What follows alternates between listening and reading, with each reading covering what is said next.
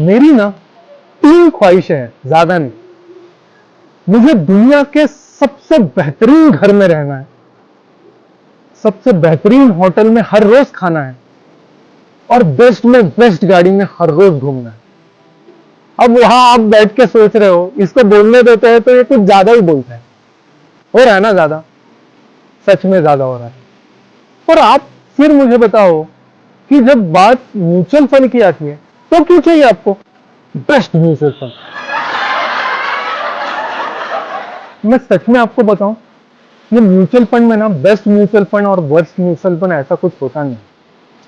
There are consistent mutual funds and there are inconsistent mutual fund. There are fund managers who manage your money very diligently, there are fund managers who may not be managing your money as diligently as they should be managed। बस यही अंतर है।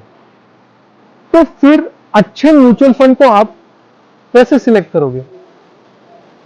तो ये आपको देखना चाहिए।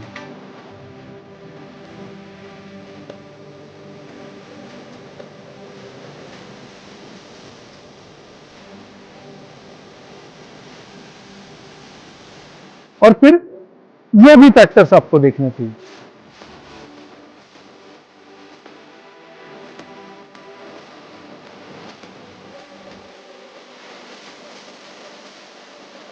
आप एक बात को समझ लो कि समझो अगर आपको म्यूचुअल फंड में इन्वेस्ट करना है तो पहले आपको क्या करना होगा, अपना रिस्क एपिटाइट एक बार सोच के देख लो कि आपको कितनी रिस्क लेनी है।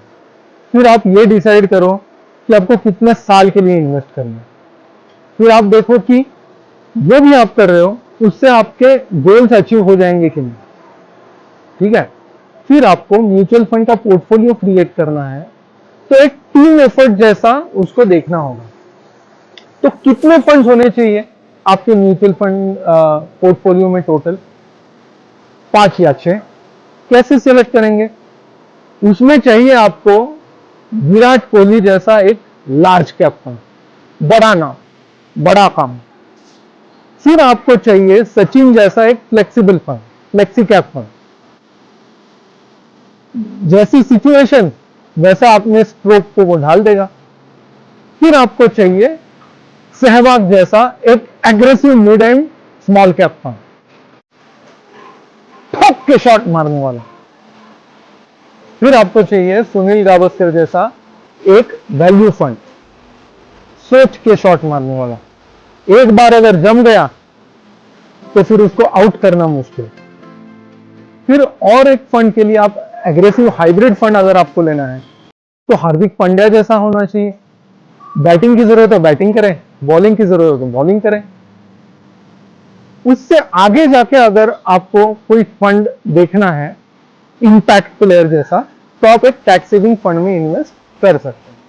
तो कुल मिला के इक्विटी में इतने ही फंड आपके पास होने चाहिए। बेस्ट फंड को लेके मैं और एक बात आपको बताता हूं। बेस्ट फंड में इन्वेस्ट नहीं करने से जितना आपका नुकसान होगा उससे कई ज्यादा नुकसान एसआईपी नहीं करने से होगा। बेस्ट म्यूचुअल फंड में इन्वेस्ट नहीं करने से आपका जितना नुकसान होगा उससे कई ज्यादा नुकसान आपका एसआईपी स्टॉप करने से होगा।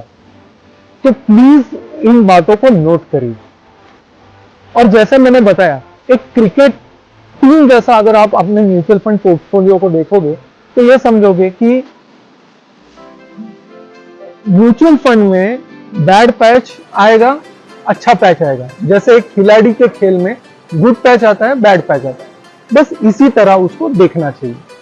बाकी ठोक के बोलो या सोच के बोलो, जो चीज आपके सेहत के लिए अच्छी नहीं है वो नहीं रहेगी।